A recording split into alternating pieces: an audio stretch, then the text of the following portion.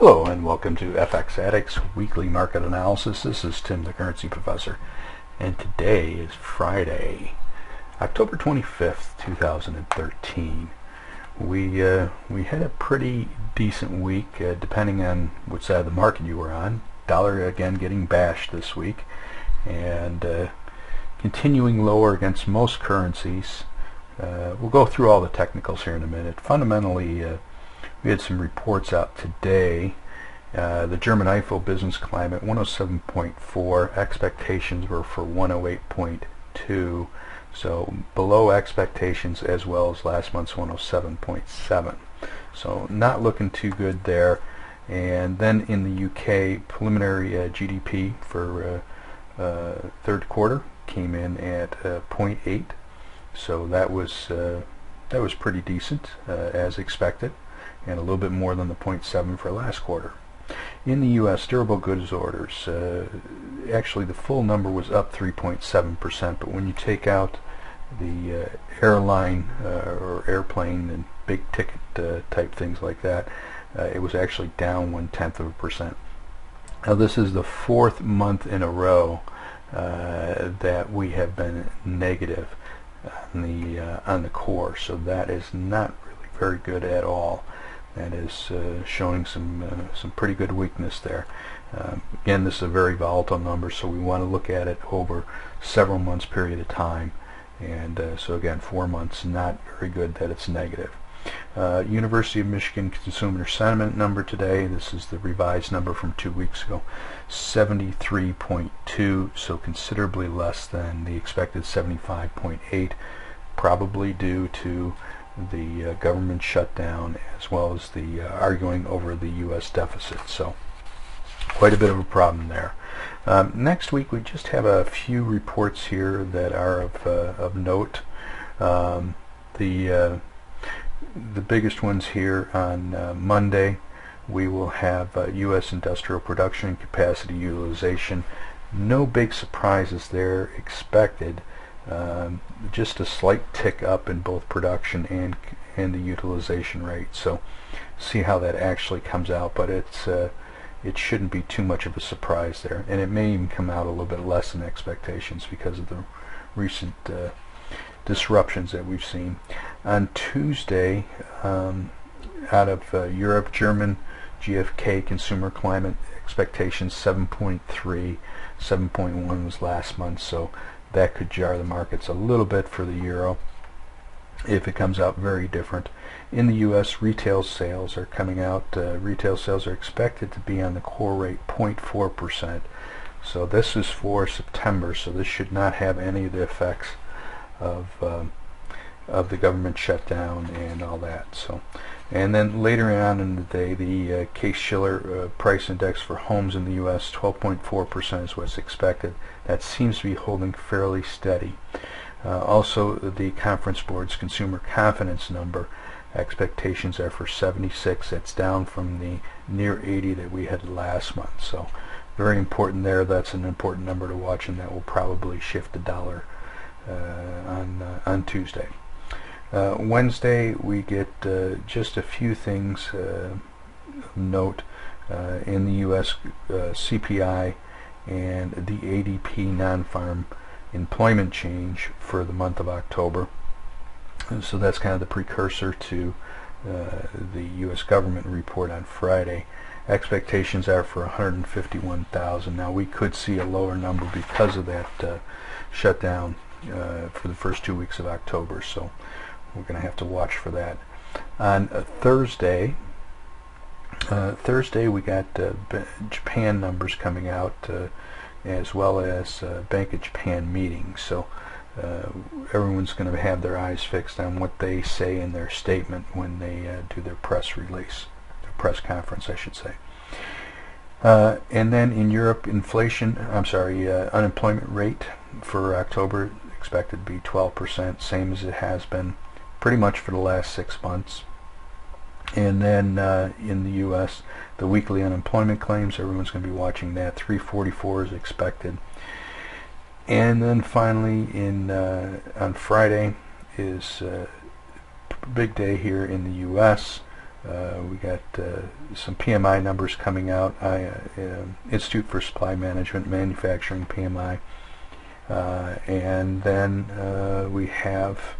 That's about it. That's really about it for Friday.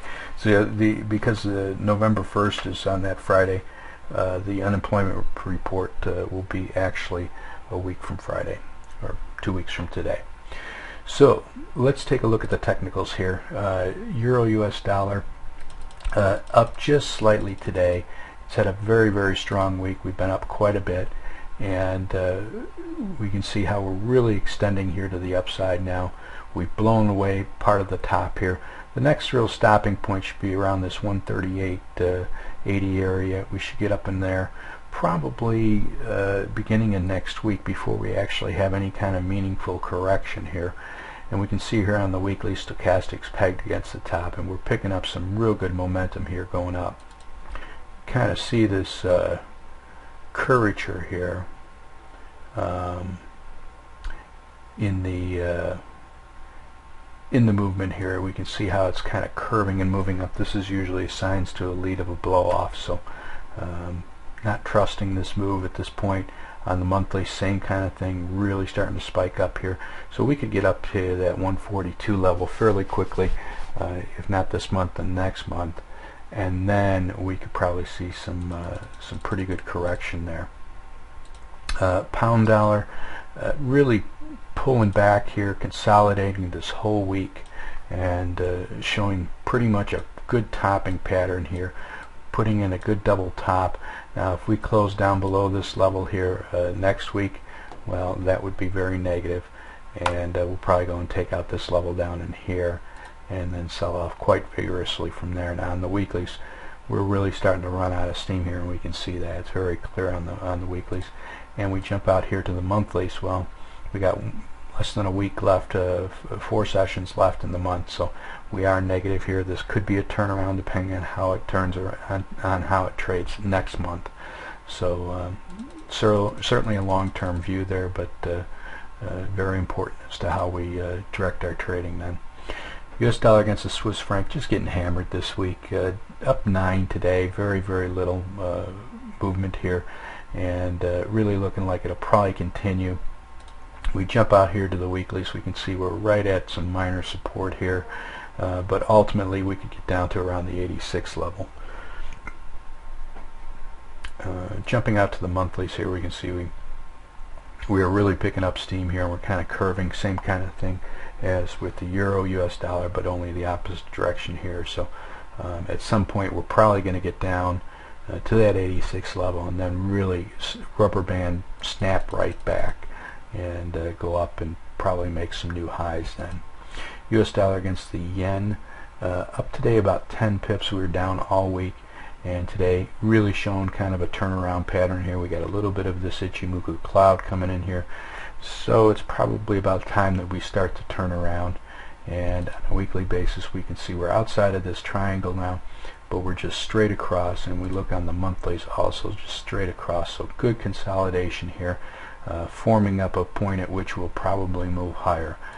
Really don't expect us to fall from here. We've been in the same range now for 6 months, so it is a consolidation, and it's a bullish consolidation.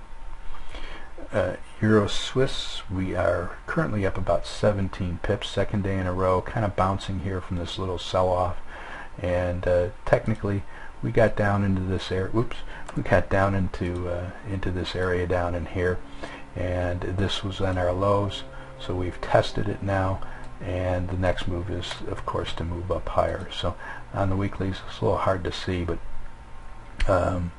we can zone it out here a little bit, and we can see how we're just consolidating more and more so in this area.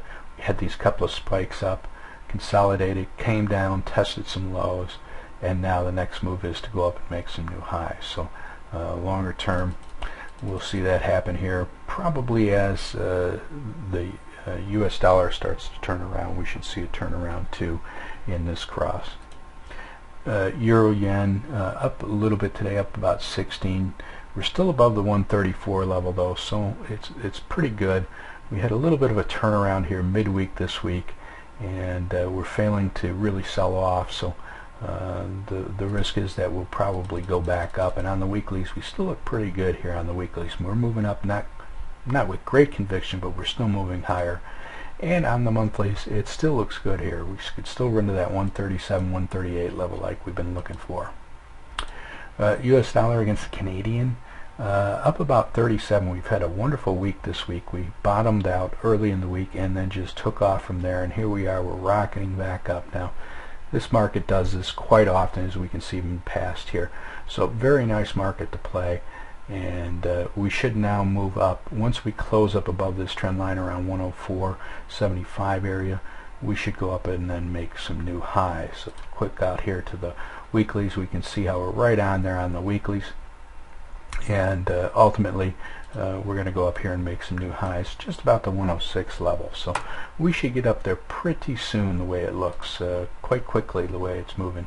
And once we close on a monthly basis above that, then there's really nothing stopping us, and we'll probably see this market really move quickly. On the Australian US, well, we are down about 38 today. We did peak midweek, and we have fallen back since. It seems like as we make these new highs, a lot of selling does come in. So we'll have to test these new highs then, and we may even exceed them a little bit, get up into the mid 98 level, and then see us fall off. But longer term, still looks negative. We're still getting beat up here every time we see the market move up substantially. There comes in that burst of selling. So the bears are still there. Longer term, still a bearish lookout. So we have moved up nicely here, as you can see on the monthlies. But how we end this month is going to be important, and then most importantly, how we close out next month, because if we close it out lower than this month, that will be a negative as well. So that is it for today. If you're not a member of FX Addicts, please stop on by. We do offer a 7-day free trial, and I am always available by email, tim@fxaddicts.com, for any questions you have on currency trading or interest rates for that matter. So please stop on by and say hello. Thank you.